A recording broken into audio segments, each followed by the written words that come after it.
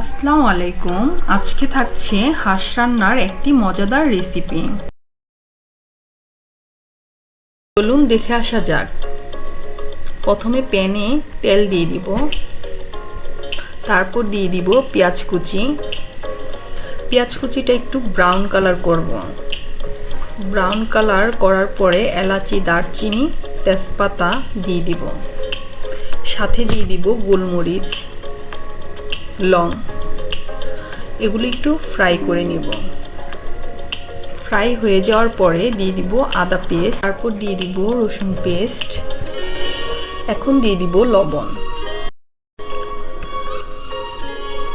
তারপর দিয়ে দিব হলুদের গুঁড়ো, তারপর দিয়ে দিব পরিমাণ মতো মরিচের গুঁড়ো। যে যার যার টেস্ট অনুযায়ী মরিচের গুঁড়োটা বাড়িয়ে কমিয়ে দিতে পারেন। মশলাগুলোকে ভালো করে কষিয়ে নিতে হবে যেন কাঁচা স্মেলটা না থাকে। সো এগুলো একটু পানি দিয়ে কষিয়ে নিব। যে যত ভালো করে কষাবে টেস্ট দ্বিগুণ বেড়ে যাবে মাংসের।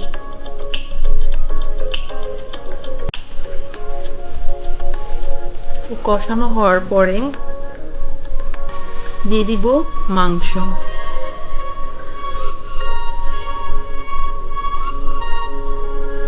তো মাংসটা খুব ভালো করে কষাতে হবে।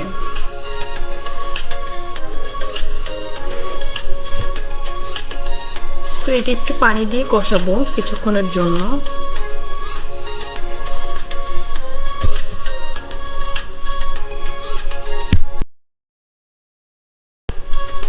কষানো হয়ে গেছে, এখন দিয়ে দিব গরম পানি ঝোলের জন্য।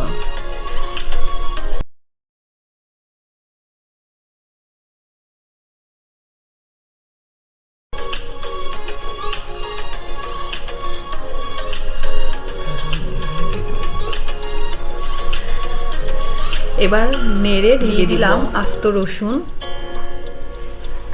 আস্ত রসুন দেওয়ার পরে আমরা 30 মিনিটের জন্য অপেক্ষা করার পরে এই তো আমার মাংসটা রেডি। তো আমার হাজবেন্ড পছন্দ করে চালের রুটি দিয়ে হাঁসের মাংস। Thank you for watching this video.